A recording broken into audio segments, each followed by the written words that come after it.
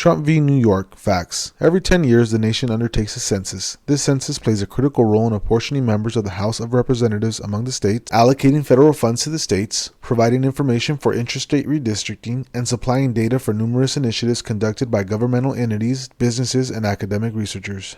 President Trump issued a memorandum directing the Secretary of Commerce to facilitate the implementation to the maximum extent feasible and consistent with the discretion delegated to the executive branch, provide information permitting the President, to the extent practicable, to exercise the President's discretion to carry out the policy of excluding from apportionment-based aliens who are not in lawful immigration status, and to include such information in addition to a tabulation of population according to the criteria promulgated by the Census Bureau for counting each state's residents.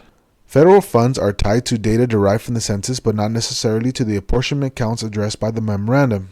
There are no facts to show which and how many aliens have administrative records that would allow the Secretary to avoid impermissible estimation, and whether the Census Bureau can match the records in its possession to census data in a timely manner.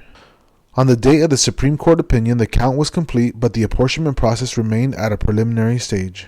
Issue. Does New York have standing to sue President Trump before the U.S. Supreme Court because his new census-taking guidelines might degrade the quality of census data used to allocate federal funds and force some plaintiffs to divert resources to combat the chilling effect?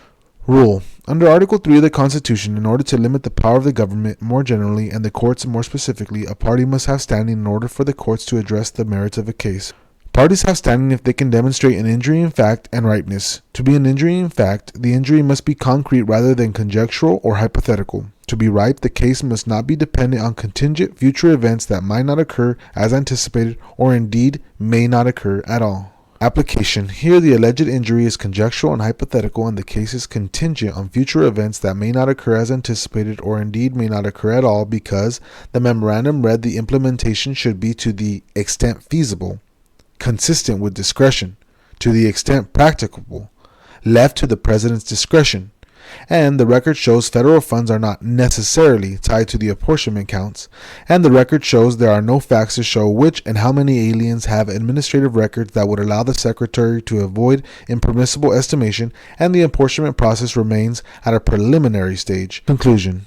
Therefore, New York does not have standing before the U.S. Supreme Court because it cannot demonstrate an injury in fact and the case is not ripe.